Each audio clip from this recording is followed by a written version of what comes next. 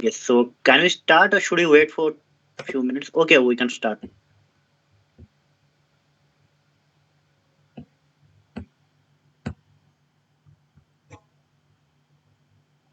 Perfect. Thank you. So, am I audible to everyone? Yes. So, before we start, I just wanted to know how many are students, and so that I can structure my session accordingly. Out of like what percentage? So, are the majority of them are students?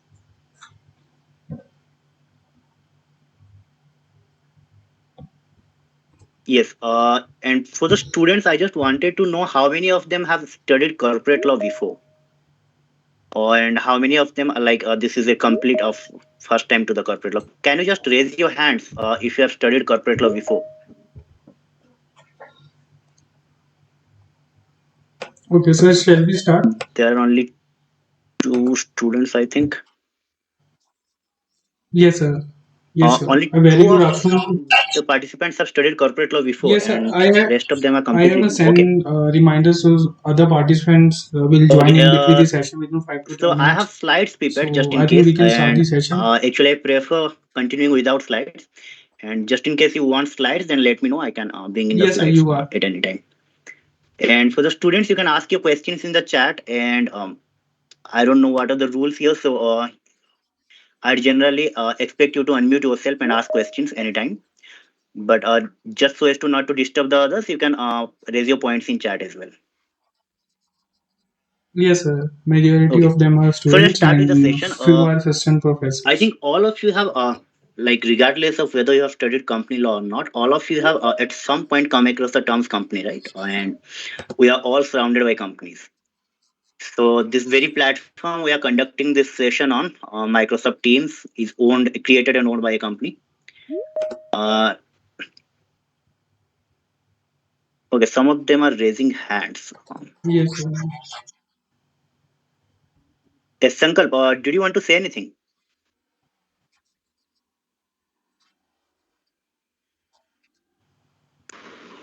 What is the difference between company law and corporate law?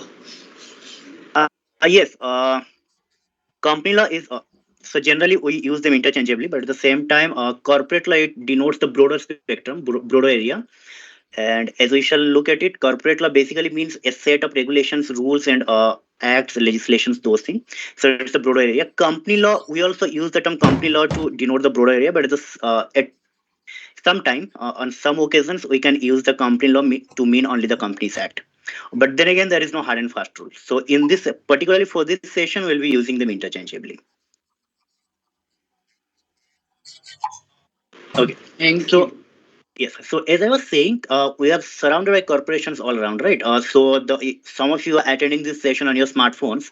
So maybe then you are using maybe an iPhone or maybe some MI phone, and all of those smartphones are created, manufactured, and owned by companies, Yes, sir. right? Sankalpana Ramakrishna Some of you are attending has. these on laptops, HP, and again, all those laptops they're manufactured by companies. Everything that you see around you, I think majority of the appliances that you use, they are manufactured by companies, and that shows the huge significance companies hold in any economy. If we are to stick to Poloni's this market economy, this idea, then not only the economy but market societies, companies hold a huge significance in societies as well.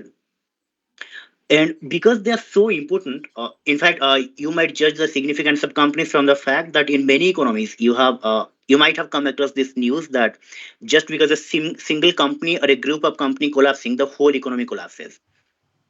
So the fact that economies completely depend on companies, majorly at least, they show us how significant companies are. And because companies are very significant, it is important to have sustainable companies, right? What are sustainable companies? Uh, what I mean by sustainable companies simply is that companies that sustain, companies that don't fail easily. So companies that respond to shocks and market uncertainties very well, and they sustain for a long time. For any economy which wants to thrive, which wants stability, which wants growth, having sustainable companies are very important. Yes, Prabhat, you have raised hand. We'll come back to you later. Just let me complete with this session. So, when we want sustainable companies, when we want that companies don't fail, when we want to have strong companies, then what are the things we can like? How should the law intervene? Anyone who has any idea about market knows that in markets, the law shouldn't generally interfere, right? The markets are not. The markets respond based to non-interventionist strategies. The markets perfectly work fine on their own, but there are some points when the law should intervene, when the law should shape the market in a certain way so that the market uncertainties don't affect the companies and the companies remain sustainable. So basically, in various legal and regulatory systems, we come across two approaches to ensure that companies are sustainable. One of the approaches is that we ensure that market power doesn't create a market failure. What I mean by that is companies have a level playing field. So the big companies don't completely abuse their dominance to eat up the small companies so that the smaller companies also get a chance. And the second approach is ensuring information asymmetry. So there's a big information asymmetry between the company managers and the general public as a whole. What I mean by information asymmetry is that there's a gap in the access to information. So the company managers know a lot about the companies, and the general public doesn't know a lot about how the company is doing, how the company is running day to day. So there are two areas which causes companies to fail, and because of that, we have two set of laws. The system of laws that address the first area, uh, ensuring a level playing field, ensuring fair play in the market, ensuring that the bigger companies don't eat up the smaller companies. For that, we have the competition law. They are also known as antitrust laws. And for the second area, this gap in access to information, we have the company law or this Companies Act. So you'll see that a huge majority of the company law sections, Companies Act sections, they are aimed at information disclosure. So every once in a while, the managers or the company management should disclose this information, that information. There's a huge load of sections and provisions that require that the managers should divulge information at various occasions. Through this session, we'll look at the reasons why they do that. But for now, let's just understand that to ensure sustainable companies, we need two kinds of laws. One kind of law that ensures a level playing field, and another kind of law that ensures fair information symmetry. So the first kind of issues are addressed by competition law, and the second kind of issues are addressed by Companies Act. So now for this session, we'll let go of the first part, the competition law part. For this session, we are focusing completely on the second part of laws, the Companies Act, or the mm, set of laws that ensure information symmetry, access to information by the general public. In case of India, they're generally contained in Companies Act and some of the other legislations, some of the other regulations as passed by the regulatory authorities. But before we enter into that, before we study corporate law, it's important to ask how to study corporate law or what is the best approach to study corporate law. So to do that, actually, I was thinking. So in this session, what we could have done is I could have come here and maybe gone through the Bare Act and told you the important sections. But then again, that won't be very helpful for you. So nowadays we are living in the era of ChatGPT. I'm pretty sure all of you have access to ChatGPT and other AI tools. So if you wanted which section applies where and what are the important section, then you can easily go to the Bare Act. You can easily look up them online. You can easily use some AI tools. And so for this next 1 or 1.5 hour, we'll forget about sections altogether. What we'll try to do is we'll try to develop an approach or a good approach or what we think the best approach to study company law and how to do that. So think about contract law, for example. I think all of you have studied contract law in the first semester. And while studying contract law, imagine any situation. Imagine someone's breaching a contract, someone's promising something and then not showing up to that promise. Then you intuitively know ki, nahi, this guy is wrong and this guy must be punished, this guy must be penalized. Imagine criminal law, for example. Someone's committing a crime, then you intuitively know without having to look up the IPC. You intuitively know ki, I don't know what section this will fall under, but I'm pretty sure that this should be a crime because this seems unfair. So why is that? Because the reason is that contract law, criminal law, they are based on some sense of fairness, some sense of justice, equity, and good conscience, and these values are ingrained in us.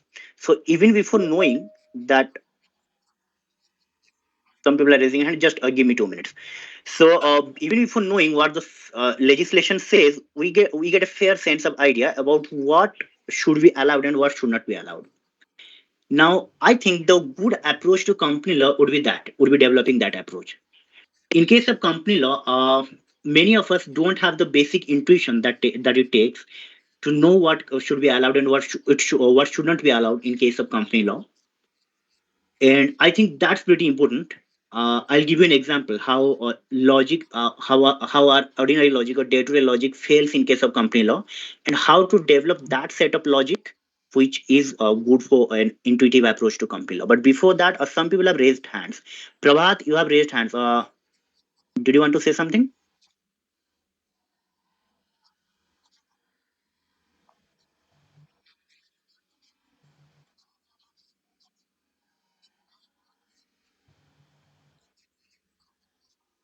No, sir. Okay, so from now on, actually, we won't be responding to raised hands. What you can do is you can simply type your query in the chat box, and maybe then we can respond. So, as I was saying, just to make it clear, so first, what we are discussing as of now is all of the laws, all of the areas of laws like criminal law or tort law or contract law. We have a very intuitive approach to the law. So, even before touching the statute, we know what should be allowed, what is legal, and what is illegal. Now, the goal of this session is to develop that kind of intuitive sense, that kind of common sense towards company law. Now, you might ask that can the general common sense which applies to criminal law and contract law, or can it not apply to company law? Well, let me give you an example.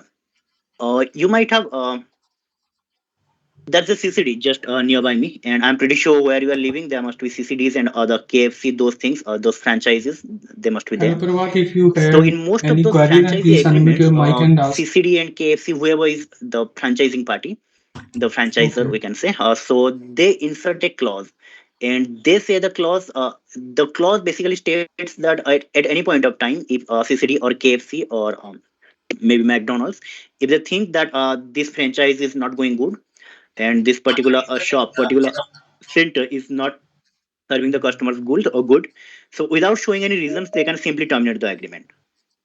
So, going by contract law, no, sir. Okay. So, going by contract law, this power, this clause that says that we can anytime unilaterally terminate the agreement, this seems like unfair, right? So, just because MACD is the bigger party here, just because CCD or maybe KFC, just because they have more say in this agreement, just because they are a dominant or already big player in the market, they should not have the power to do that, right? But company law or company law exactly won't be the right term because company law is not concerned about this. But this whole corporate regulation, they say otherwise. Regulators, they say that maybe it's a good idea to allow those type of clauses. Why? Think about this way. If those kind of clauses are not allowed, then the CCD and the big players or the franchising party, those who are franchising their brand to the smaller players, smaller shops, they would not be able to terminate the agreement when a particular shop is not acting in a way that is suiting their needs or that is suiting their brand image. And if that's the case, then what they'll be facing is they'll be facing unnecessary legal drama, unnecessary legal obligations or courtroom sessions that might cost them something. So what they'll try to do is they'll try to internalize this cost. So they'll try to charge this cost from other players. So we have two kinds of franchises in the market, right? Some of the CCD centers are really good. Some of the CCD centers are really bad at serving customers. So when we are banning those type of clauses, which are protecting the bad CCD players, the bad CCD centers, which are not serving the customers well, then what we're doing is we are forcing the CCD or the franchising company to make its agreement stricter, which will have the effect of harming even the good CCD centers. So the cost is not falling upon the company, but the cost is getting transferred from the bad shops, the shops that are treating their customers bad, to the good shops, the shops that are treating their customers good. So the shops who are already treating their customers in a good way, they will be disadvantaged. They will be discouraged to treat their customers good.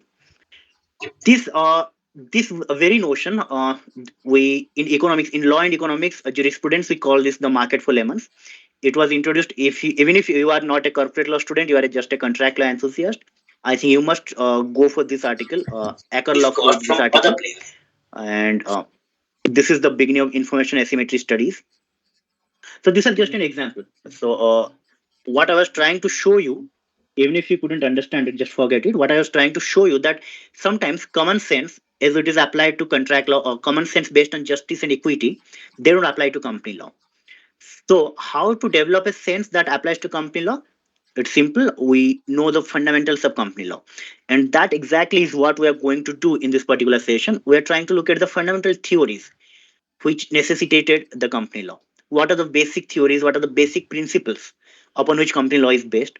And what are the principles which we can just remember as a rule of thumbs to know or to guess what things are allowed in company law and what things are not allowed? So, is that clear to everyone? Till now, I just explained what we are going to do in this session. And if you have any queries till this point, just use the chat box.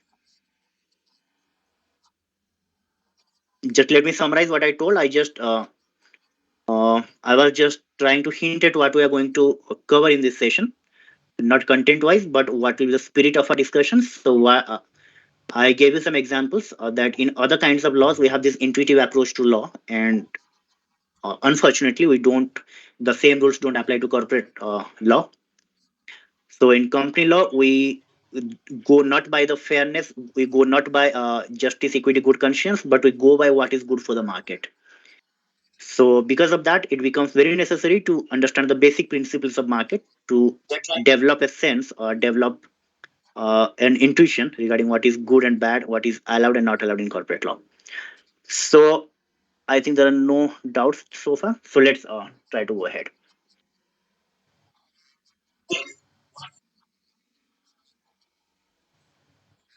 Company law, it's basically markets, right? Varun, is it okay if I ask them to just unmute their mics and this session is getting like too one way? And in online sessions, yes, so it's anyway Sunday afternoon, so people are bored as anyway. So I think you can ask them to switch on their mics and just keep it interactive. So come, yes, so please feel free to switch on your mics. Please feel free to interrupt me. Please feel free to answer me what I'm asking. So companies are the corporate law, the whole of corporate law, it's basically a market regulation, right? So here we are not trying to set basic common law rights and obligations. What we're trying to do is we're trying to regulate the market. Now, what do you understand by market? Anyone?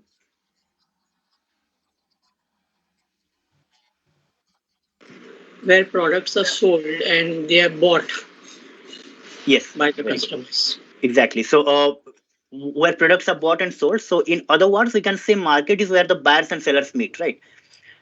So buyers like one buyer and one seller meeting, that is not a very good market for us. That is a single transaction.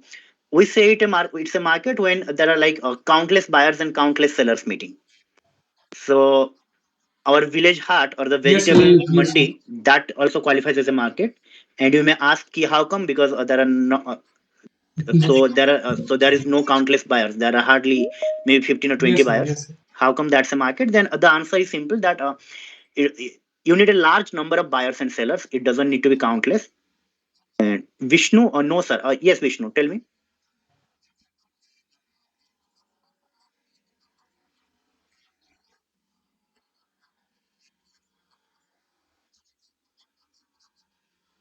So what I was saying that markets need to be large enough so where a large number of buyers and sellers are meeting, and this large number is important because so that any single buyer or seller doesn't get to control the prices. Now, markets regulate almost everything, right? So whatever you had for breakfast or lunch, those bread and rice were probably procured from markets. Now, can anyone tell me how prices are decided in market? Like who decides that? Maybe The lunch you had was made from rice that costed you maybe 80 or 90 rupees per kg. So who decided that that rice will be priced at that point?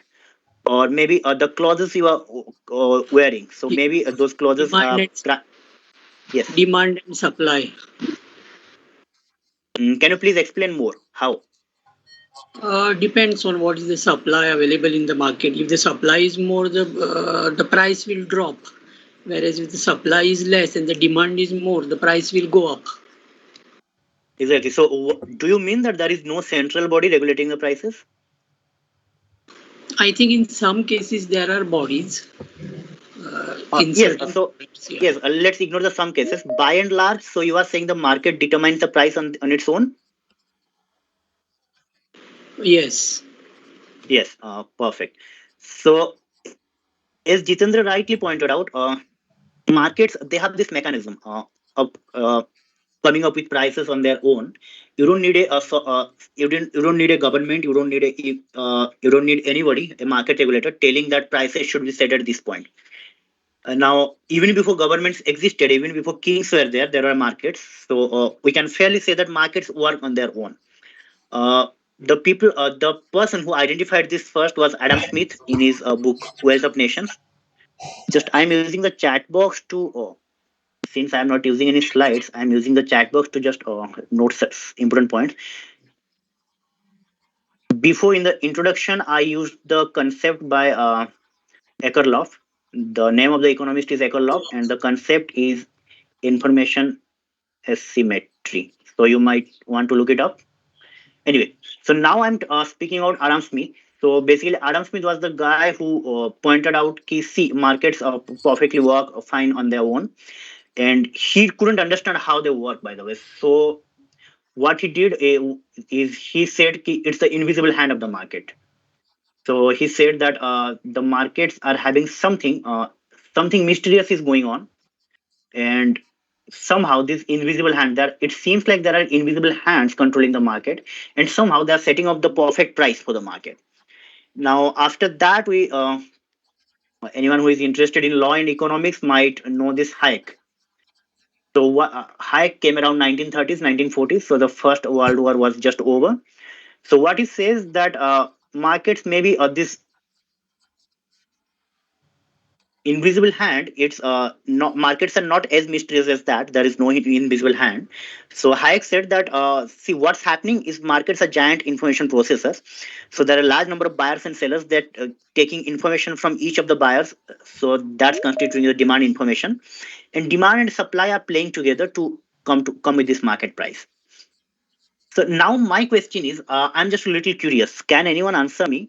If markets are so efficient, if markets work perfectly fine on their own, then why do we need businesses? So, Vishnu, I couldn't understand your question. Okay. So, what I was saying is, if markets are so efficient, if markets are so perfect on their own, they don't need even government, then why do we need businesses?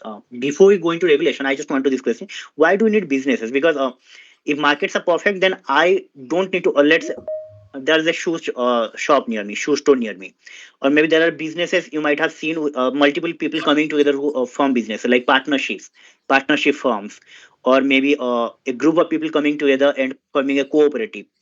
So my question is, markets if markets are so good in catering the needs of the individual buyers and sellers, then why do we need groups of sellers coming together and forming a firm?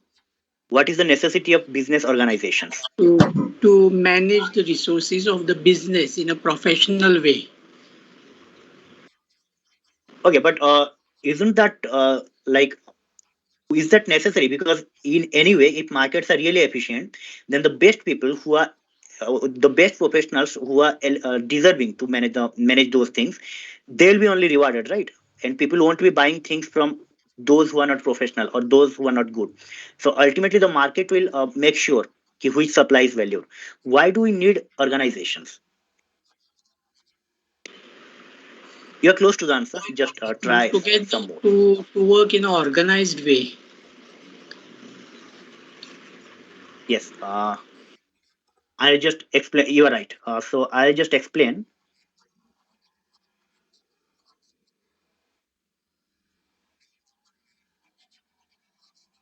to check whether there are any unfair things that are going on in the market, or to get the best price for the consumers.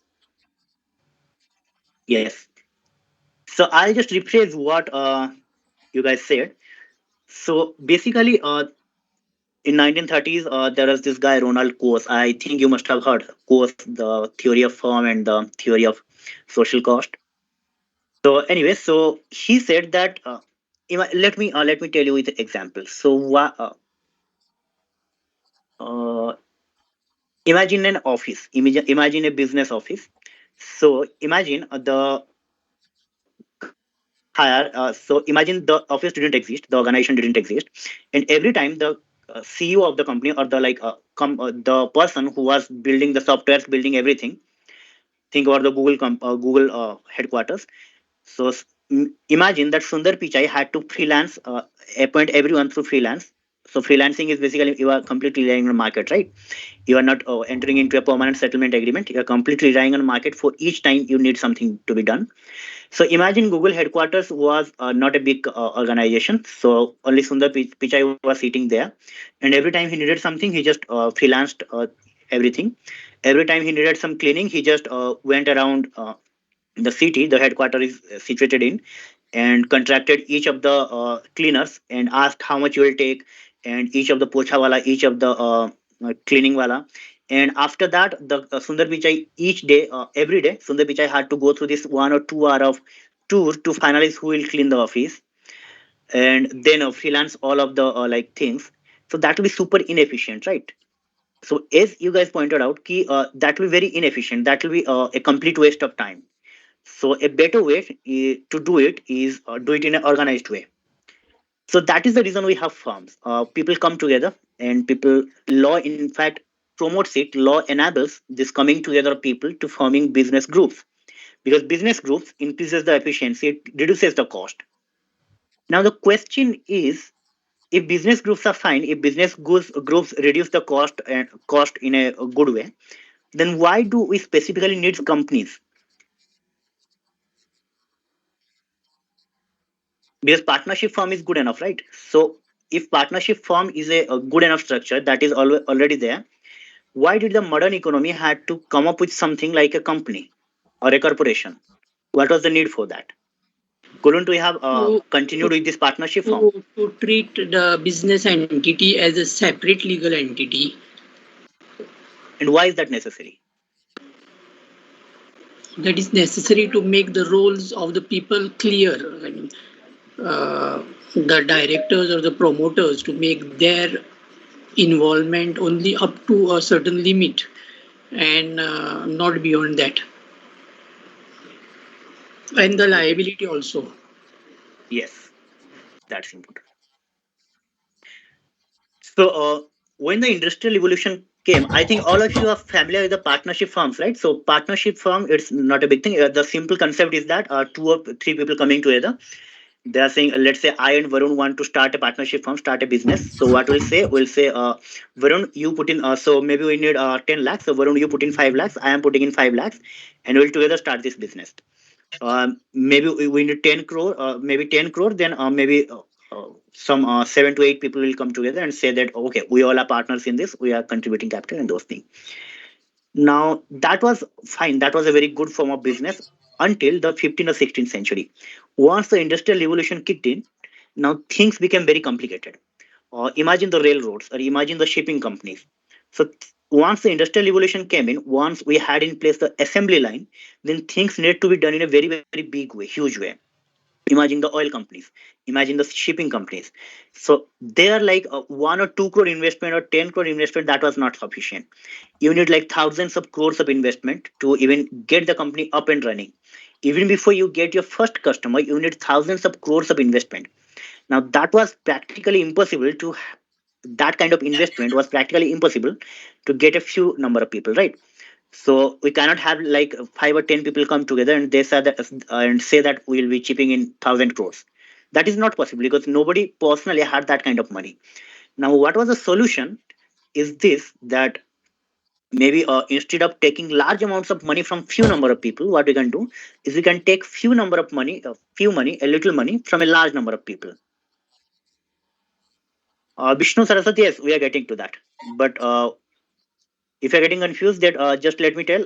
What I'm trying to do is first I'm trying to build a basic understanding of why we need a company, and once we understand why we need a company and what are the basic pain points or the basic issues that this company form of business tries to address, then we can know what are the basic principles of a company. And once we know what are the basic founding principles of a company, then we can know what are the implications. Is it clear? Okay. So as I was saying, once the industrial revolution kicked in, the problem was that we needed large amounts of funds. So what we thought that maybe instead of like huge funds from few number of people, we can change the form, which we can change the format, and we can take few like a little money from a large number of people.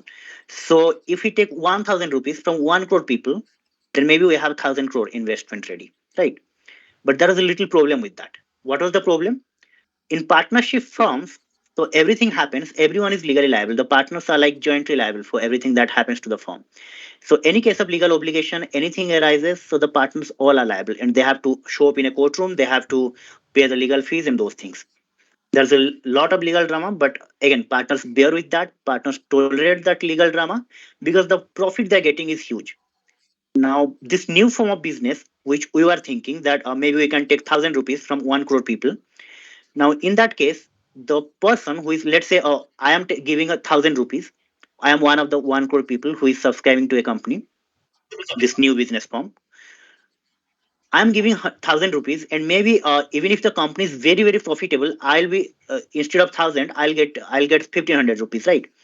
So for 1,500 rupees, I would not be very willing to go through all the legal drama and to undergo all the legal obligations, right? So, what was the problem is that nobody wanted to invest a smaller amount of money and buy a very small share in the company, and at the same time get involved in this legal obligation and those things.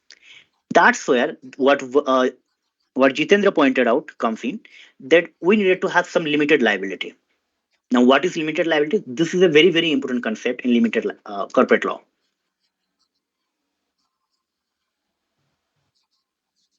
So, what we thought, let's come up with a form of business where the ultimate liability for everything that the company does, the legal liability is not upon the investors but upon the company itself.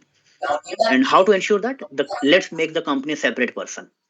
So the company is not a person, but that's where the legal fiction comes in. So legal fiction says that we'll imagine the company is a person. For all legal possibilities, we'll treat the company as a separate person.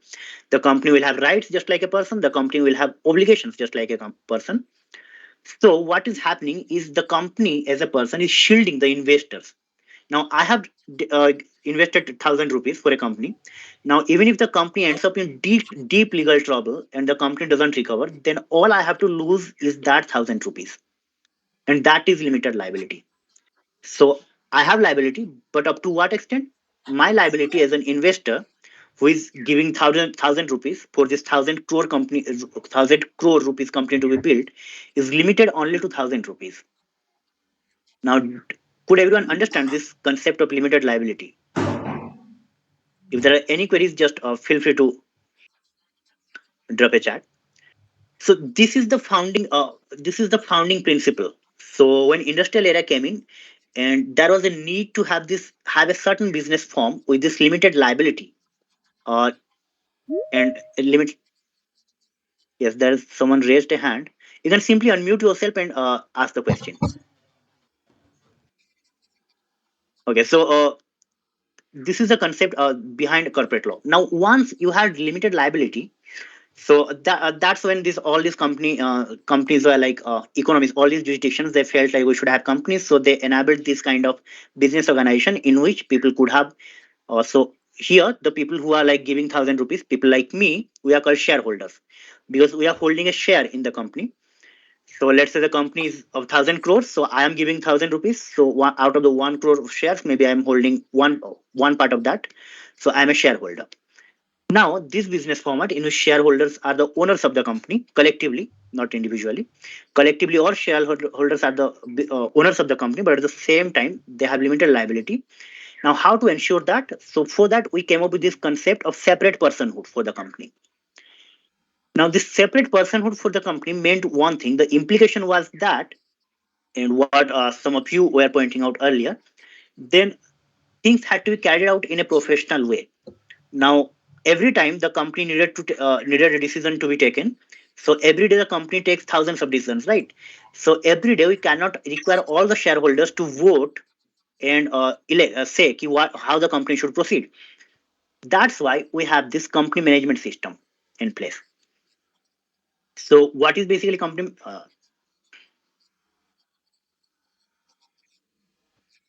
So what is basically company management? All the shareholders they come together and they appoint a body of persons, and they say, okay, you are the managers here, and we'll meet maybe once in 6 months, maybe once in a year, and we'll be meeting like frequently but not very regularly. Sorry, we'll be meeting regularly but not very frequently, and we'll be just overlooking whether you are doing your things right. But for the day-to-day operations of the company, it's you who is responsible. Now, so we have a business format in which the ownership rests with the shareholders, and the management, the day-to-day decisions are taken by the managers. Now, if you are at least second year or above in law, if you have studied tort law, and if you have studied the notion of agent principal agent relationship, you'll immediately identify that here we have what we have here is a principal agent relationship.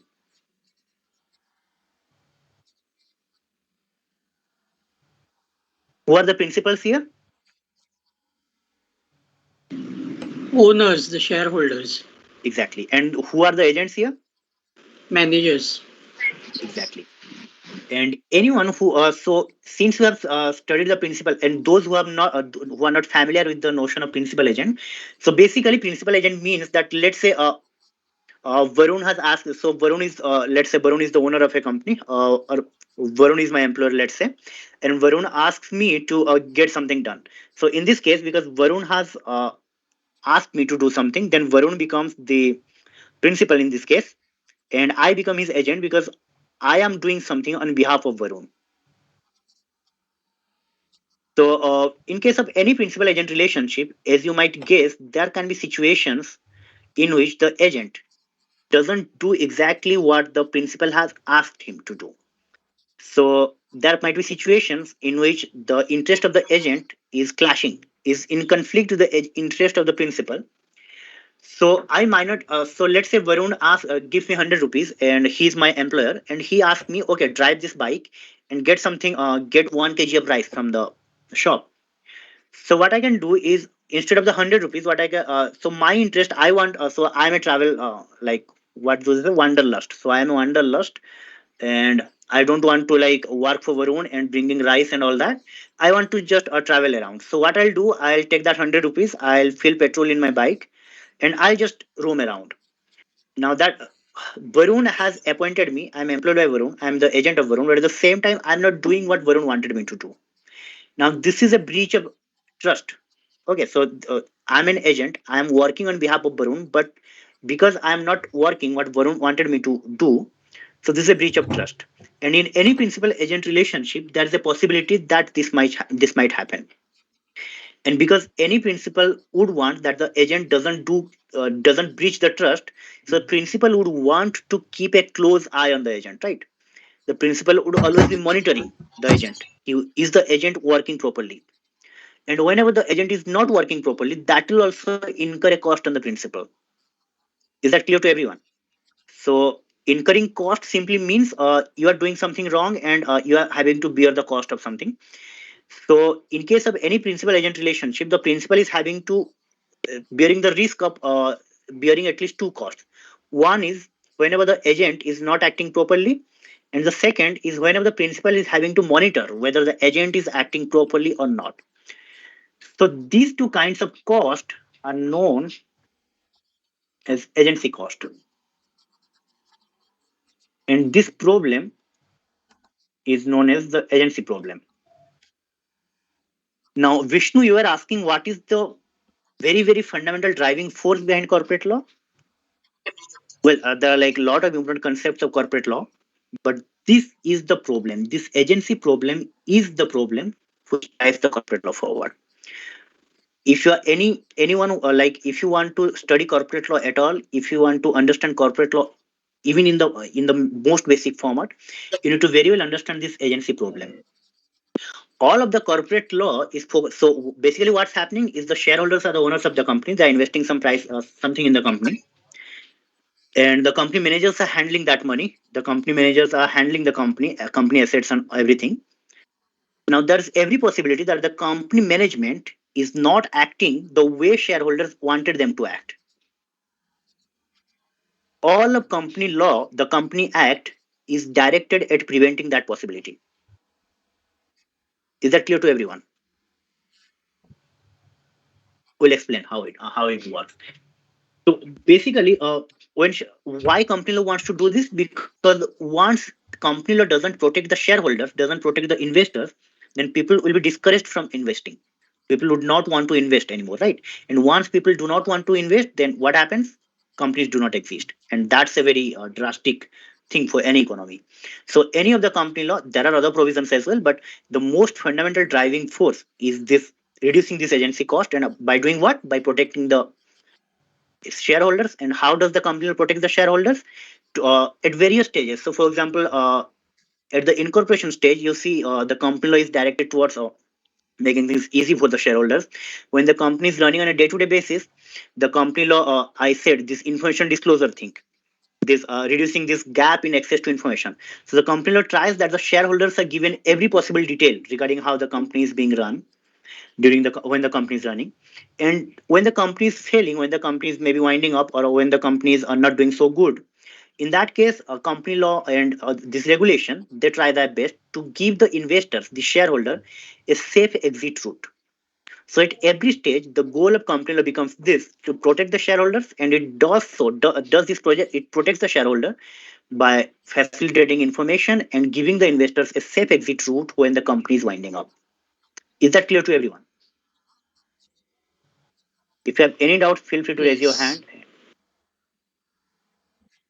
And the doubts don't need to be specific. If anyone is feeling like you are not at all understanding where this is going, because see, I understand like this is a you like many of you might not be taught company law this in this way, because how I remember is when I was in law school, company law was mostly taught from the barracks, and it didn't make any sense. So I was like always clueless that why should the company disclose its information to the public, to the shareholder, because after all the companies have secrets to protect. After all, the company is doing business, so why should it give information? Why should those things?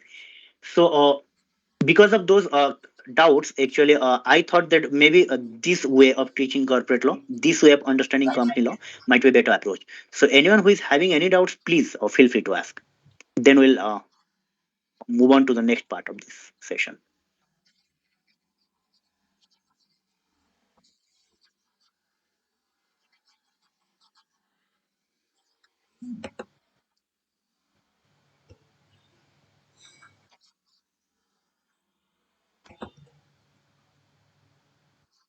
Okay.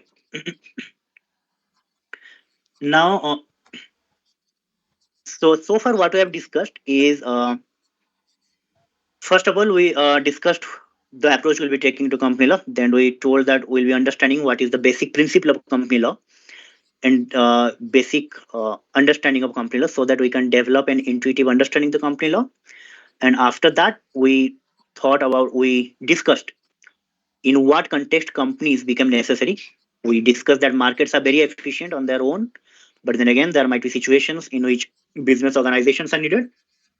Then we discussed how the industrial evolution made it necessary that even larger business organizations are needed, and even more people joining an organization are needed.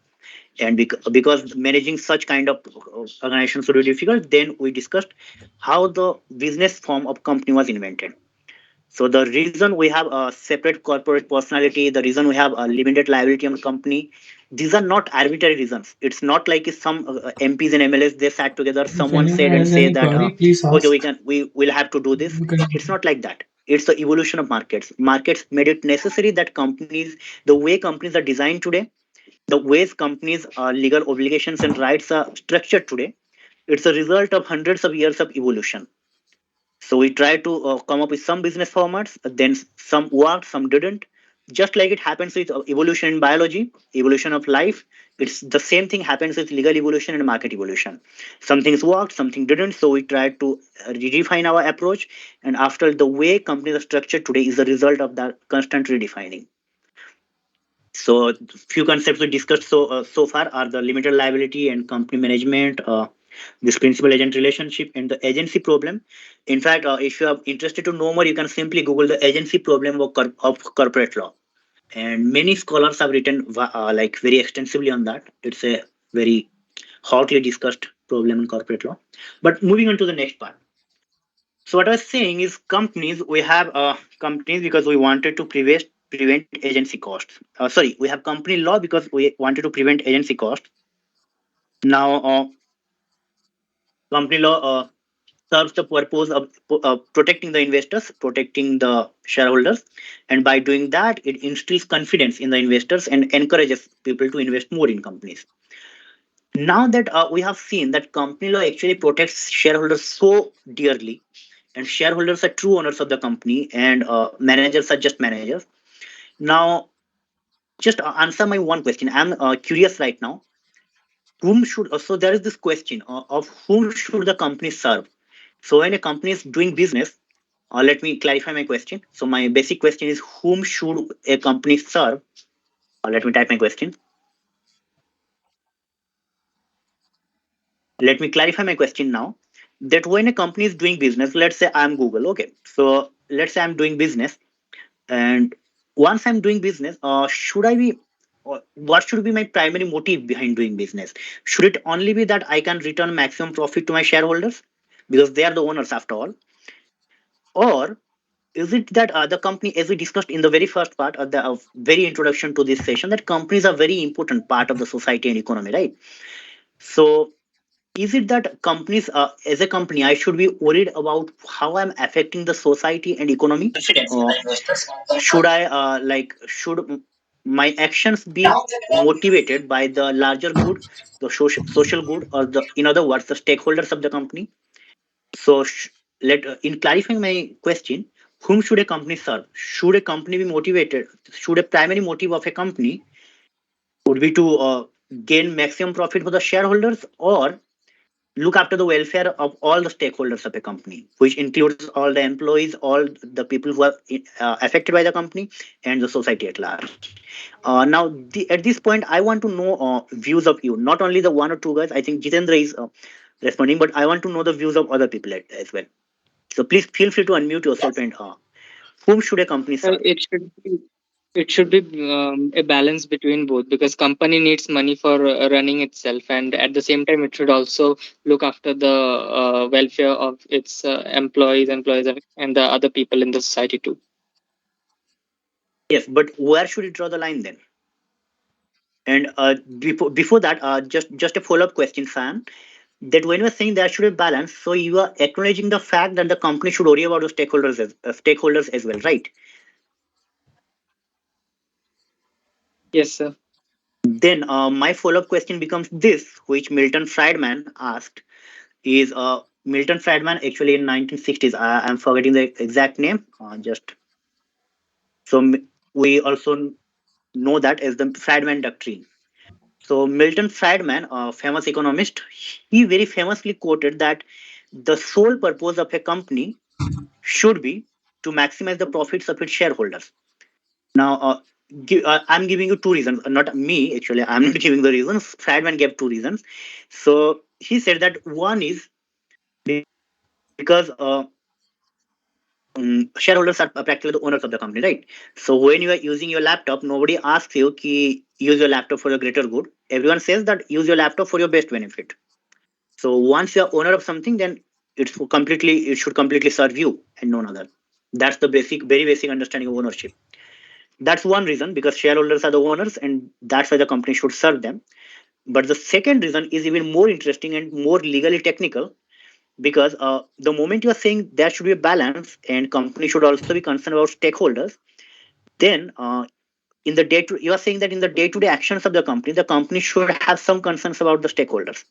The moment you are saying that, then you are saying that it's not the share, because shareholder meet not very frequently, so the day-to-day operations are conducted by managers. And once you're saying that company should be concerned about stakeholders, then you are saying that the managers should be considered stakeholders. Now, just follow my logic. Is the logic dictates that what you are saying is indirectly here is the manager should take the shareholders' money and use it for social good in a way that they think fit.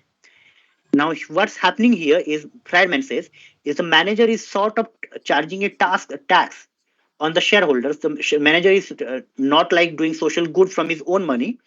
He's taking the shareholders' money and trying to do social good for the company. Now he says that the manager is basically, you are empowering the manager to charge tax, and which the manager is not empowered to do. Now, would you answer that? Not only Cyan, anyone who wants to answer Friedman? So Friedman says that the sole purpose of a company should be to charge profits, generate profits for its shareholders. Anyone who disagrees with Friedman?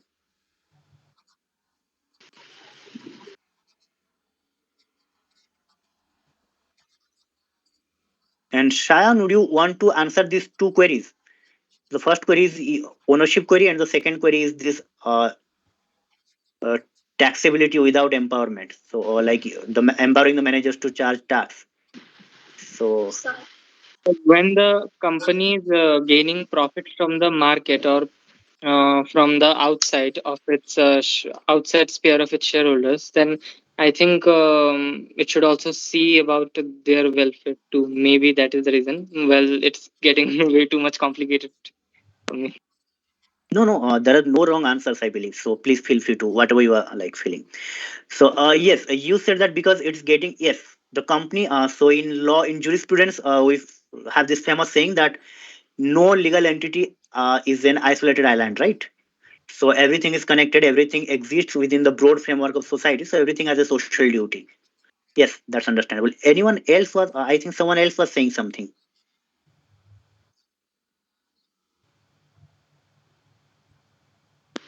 Sir, I think that it's not the manager's duty to like do social service, but it shareholders are the owner of the company, so it's their duty to do something for the society or their employees. Yes. Now you answered the second query. Very good. So you took out managers out of the equation. So you are saying, but why should the managers why should the shareholders be imposed to this obligation? Sir, as like employees are working for the company, employees are working for the benefit of the company. So shareholders should keep in mind something for the employees of the company, as well as the company is established in the environment. So owner of the company, like the shareholders, they should be held responsible. They should do something for the society as well. Now, what Khushi and Shayan told actually, they are backed by what they're saying is they're resounding, they're echoing the views of a famous economist, again, another Nobel laureate, Joseph Stiglitz. So there was this whole debate. So Milton Friedman published his article on New York Times regarding the Friedman doctrine. The company should be only concerned about profits for the shareholders, and then Stiglitz replied to it. So there's a whole like very good debate. But this area of debate, this area of ethical conflict, that whom should the company serve? The company has decision making bodies in place. The company has board of director. The company has shareholders at the top who meet regularly but very infrequently. Then we have the board of directors who are appointed by the shareholders. They take mostly like the bigger decisions of the company. And then we have the day-to-day management. So we have the manager like decision making roles fixed at various levels. But at the same time, how should what should be the motive of their decisions? Should it be solely the profit of the shareholder, or should it be like bigger interest as well? This field of study is known as corporate governance. And the particular this what should be whom should the company serve, this question like the field of study that answers that question, area of corporate law or corporate jurisprudence that answers this particular question, that is concerned with exactly this question, whom should a company serve, is known as the corporate purpose. So anyone who is interested, you can visit the website of ECGI, European Corporate Governance Institute, I think, and there are very good papers on that. So I think that sort of sums up about our discussion. So what I wanted to do was I wanted to give a very brief overview, but a very at the same time not only not superfluous but a very deep understanding of the problems that the company law is trying to serve. And I discussed why we have a company and why the company is designed the way it is and what are the implications. So we designed the company because we needed some things to be done. Then what are the implications? What problems are arising because of that and how to address that? I addressed those things, and at the same time, we also discussed what is corporate governance. So that basically to answer Vishnu Saraswat was asking. So Vishnu Saraswat, to answer Vishnu Saraswat's question, uh, that these collectively these things they are known as the basic founding principles of corporate law. Now I think we can answer. We can take up questions from here. So anyone who has any question, please feel free to shoot up now. I'll also share a reading material list. Actually, what I have done is I have designed a reading material list for each module of the corporate law. So I'll share the link here. So maybe what you can do is you can try to go through the reading materials, the papers I have recommended. In if you want to like corporate law, see, corporate law Bar Act is a very technical Bar Act, and it's very like what you can say. It's very norm formalizing norm. So it basically says that this has to be done, this has to be complied with, this has to be complied with. And if you just go to the Bar Act, then unfortunately you will not understand company law at all. So what I suggest is you go through reading materials as well. You follow some leading authors, not just the textbooks, but you go through research papers and articles for further clarifying your concepts. Okay, so any questions? And while you're asking questions, just let me What? send you the link. Yes, I have a distinct question. Why is it said nowadays that the corporate law is in demand? Can you please be louder? Yes. Why? Why is it said nowadays that the corporate law is in demand? Acha, you are asking about the I think practice wala part, right? Yeah. Yes. Regarding the practice part, see, there are two kinds of lawyer. In when you step into corporate law, yeah, like corporate law is a vast world. But again, if you are being a corporate lawyer, you can either be a transaction lawyer or a litigation lawyer. Once you're a transaction lawyer, you are basically helping the corporate with its day-to-day activities. So you are designing deals, you are designing activities agreements and those things, you are designing corporate strategies so as to get it fit with the legal regime. And then again you have these litigation lawyers.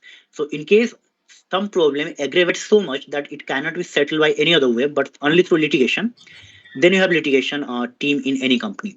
So generally this litigation team, it's not going in demand.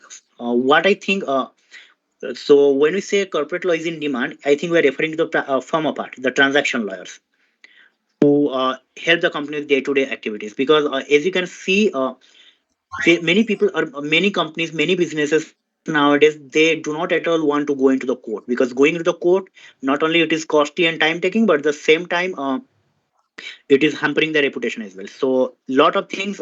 So what they want is first of they want to hire good transaction lawyers who can keep them out of legal drama at all.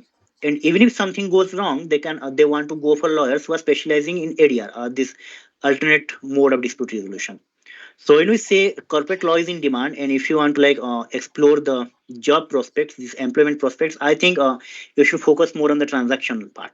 And when it comes to transaction part as well, if you want me to be more specific, I think M&A lawyer, merger and acquisition, they're at an all-time demand, because any company nowadays, any startup that's coming into place, all they want to do is they want to just be famous or make it big and get merged with some other already reputed company, and they want to just the founder just wants to exit the market. So M&A, like designing these merger deals or merger acquisitions deals or company restructuring, these things are like in super high demand. I think that answers your query. Yeah, thank you. Another question related to that is, when somebody practices as a transaction lawyer, does one get the satisfaction and the challenge of litigation lawyer to experience? Uh, yes. Now, actually, this is a very controversial question, and uh, if I answer it the way you answer me too, then I may enrage a lot of transaction lawyers. But again, see, this is true that litigation has its own charm, and in fact, I think I was a young law student back then. Let me just tell you a small story. So, I was a young law student back then, and I had the opportunity to meet some High Court justice. So he was giving some speech in. There's a gathering of advocates. He was giving some speech, and in the middle of the speech, he was like, he said that I very much wanted to continue my tenure. So actually, he was elevated from the bar. So he was a practicing advocate in the High Court, and from there, he was elevated as a High Court justice. So he was like explaining how he wanted to continue as an advocate, but he had some problems. He had some family pressures and something which compelled him to take this decision of joining the judiciary, the higher judiciary. So he was explaining, and while explaining, he got very emotional, and he said that even today I dream that I'm arguing in this open courtroom, and I'm arguing why this is like this law is this. So I'm arguing in an open court of law, and everyone is like the court is like houseful, the courtroom is full of other advocates. So he was very emotional while saying that. So I think this shows that courtroom battle. So this litigation, this is unchallenged. So the charm and the life that you feel, the daily challenges that you face in litigation, that is unchallenged. You cannot get it anywhere. But that said, I think transaction lawyers, I think that's a whole different kind, and I think they have a very different kind of challenges as well. For example, think about the restructuring lawyers or lawyers who specialize in merger and acquisition. So whenever you are like designing a merger deal or this kind of deal, so you have to keep in mind that your merger deal, it has to be compliant with at least like 700 or 800 kinds of legislation. So if you like try to list out all the legislations that should be complied with when a merger deal is being implemented, then there are at least I think 7 to 800. There are all kind of uh, there are all kind of commercial laws. There are all kind of even and in if you are like your company is into your client is into the manufacturing those things, then there will be environmental laws. Then there will be other kind of local laws, state laws, those things. So this charm of getting into a very complex environment where every single thing, a very little minute detail that you are missing can affect a whole different world in front of you. I think this can be a charming. This can be a challenge in itself. So it's like playing chess, but not with 16 dots, but with like thousands of pawns, right? Thousands of dots. So it's like a highly complicated game of chess. So I think that has a charm of its own. I think that answers your Yes, question yes. without provoking the transaction Yeah, thank lawyers. you. Now, next question is, what do you practice as and where are you based? Currently, I'm taking a break from practice. So currently, I'm pursuing my doctorate studies. I'm a doctoral candidate here at IIT Kharagpur. I So the reason actually my field of focus is competition law, and particularly I focus on particularly when it comes to practice, I am focused on commercial laws broadly, but my heart goes with competition law because I believe in the transdisciplinary nature of law. For my doctoral studies, I'm focusing on attention markets and those things. And the reason I chose this area, like this topic for this session, is that recently I had been taking some classes in corporate law and assisting some professors, and I found that many people have this, they lack this basic understanding of corporate law.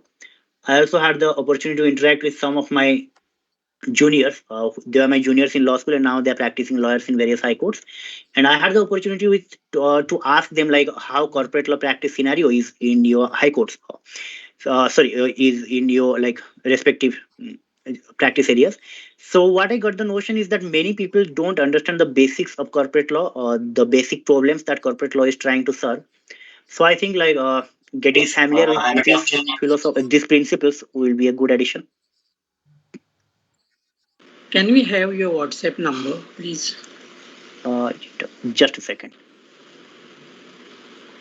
What before? Just a second. Before I answer Jitendra, you here is I'm sending you the link to the corporate law reading list that I.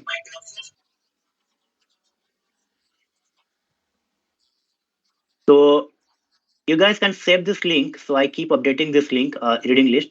So this basically lists all the for each of the module, for each of the individual concepts, the papers that you can refer, you should refer. I have tried to list them down. And regarding Jitendra, yes, actually I'm not very much active on WhatsApp because I don't use a smartphone all the time. I think they are distracting. But you can anytime reach me on email because I have my laptop or like my laptop is switched on 24/7, 365 days. So you can get my details here. Okay. Sir, are you on LinkedIn? I could not understand Khushi. Yes, please repeat. Sir, are you on LinkedIn? You have Yes, a I'm on LinkedIn LinkedIn. profile.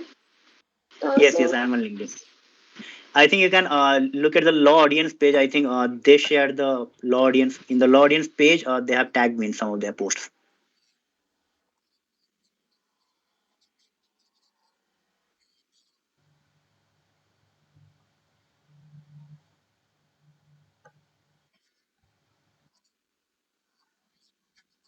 Yes, thank you, Varun, very much. So you can do that. Actually, I was curious to know because see, I'm not a full time teacher and I'm not a teacher at all, and I don't plan to join teaching anytime soon, at least not in the foreseeable future. But I was just curious whether this approach to discuss corporate law was effective. Like, was it helpful for you to understand corporate law better? Because see, I'm not a teacher and I don't intend to go into teaching, but at the same time, I want to know whether my explaining skills have been helpful because I have often been accused by clients that I used very difficult terminology. So was it the case?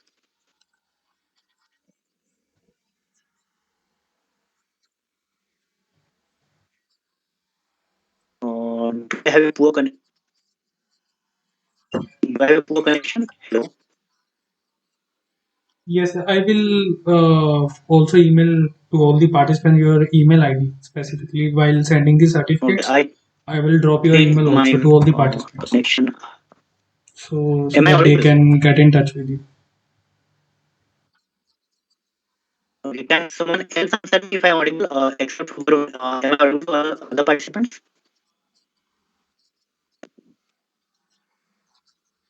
Okay, No, it's breaking. Voice is breaking. my voice. Yes. Please try it again. Uh, my voice. I'm Anshuman. Is my voice breaking? No, now it's clear. Yes, and is my video up? It's on. Okay, that's it. Just if it's not connecting, then just tell me. I'll switch the network and I'll connect with another Wi-Fi. So, are there any other queries? No, So this your approach video was is good paused. about the question Okay, which you had due asked. to The answer some to that network this approach situation. was good. No, you are I audible, couldn't but your understand. video is Please, paused. can you I please guess repeat? due to some network The connection. approach was good of this session. Yes, how was the approach? I wanted to know. Yeah, it's good. It's all right. Okay, thank you. Yes, So, you are audible. anyone who is a first year or second year student, Yes, if I'm any part. I'm particularly interested in knowing how did you perceive this because fourth year PhD Yes, students sir, they you are will audible anyway for be like all the participants who are fluent in the in meeting. legal terminologies, but I wanted to know if this was good for first and second year students. Is anyone here a first year or second year student? Yes, sir, I am a first year student. Yes. Sir, no, I am a commerce student, so I know the terminologies like agent principal or shareholders company. So it was more difficult for me to understand. Okay. Yes. Okay. So thank you, Koshi. Any other questions? If there are no other questions, then maybe I think we can conclude the session. Yes, if What any I request you participants all that you just has go through any the reading question. list. The reading. So if you go through the reading list, you can see that there are some If you want to read on form theory, there's a whole complete uh, form theory and transaction cost. There's a whole completely different reading list, and I have listed the link in that reading list as well. So that's it from my side. Thank you. I cannot hear you, Varun. Can hello? We can end the session, right? Thank you, thank you, Thank you. thank you very much. Thank you, everyone.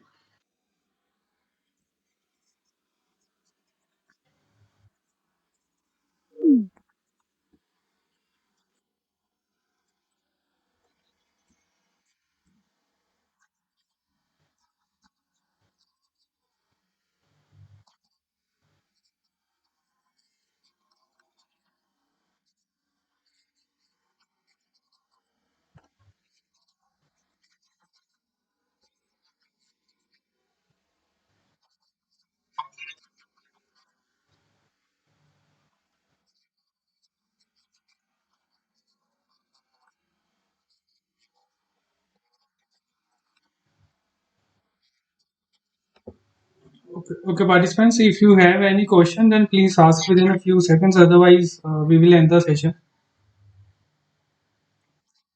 I guess there, yes, I guess there are no questions. We can end the session. Yes, right, sir. Thank you, sir. Thank you very much for your time, and thank you for the wonderful session. And thank you to all the participants for joining the session. Okay, sir. Thank you, sir.